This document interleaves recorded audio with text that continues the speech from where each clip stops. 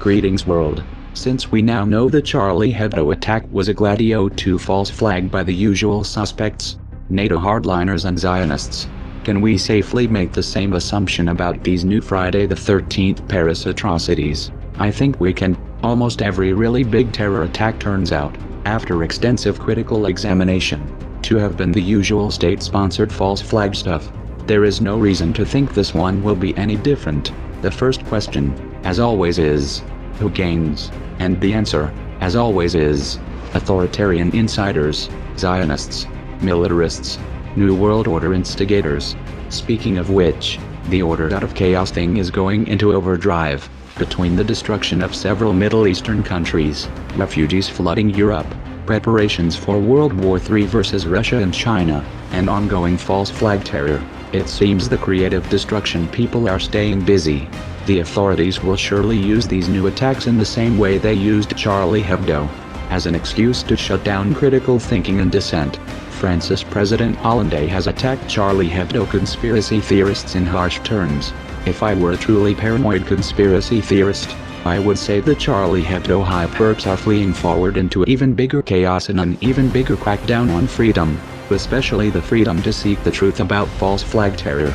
And let's not forget that the EU just instituted mandatory labeling of products from the occupied territories. The Zionists are throwing a gargantuan hissy fit, just like right before the Charlie Hebdo attacks. So the least that can be said is that the timing seems extremely suspicious. Then again, maybe it's all just coincidence. Maybe this is an actual attack by angry Muslims. Maybe there is no state sponsorship. Maybe this time, for once, it actually isn't a false flag. But what would radical Muslims gain? It's already being blamed on ISIS. Yet that makes no sense, since Russia, not France, is fighting ISIS in Syria. And ISIS, of course, is a fabricated synthetic terror group, not a real Muslim group. Anyway, to believe the official Muslims did its stories of the big terror attacks starting with 9/11, you would have to think of the ostensible Muslim perps as complete idiots, utterly incapable of strategic thinking, desperate to hand the Zionist neocons exactly the kind of PR they want. So although it's too early to say for sure, I think we can tentatively assume that this Friday the 13th massacre in Paris is just the latest in a long series of false flag spectacles. And if we let the perps get away with this one, as they've gotten away with all the others, we can expect more of the same. We are anonymous.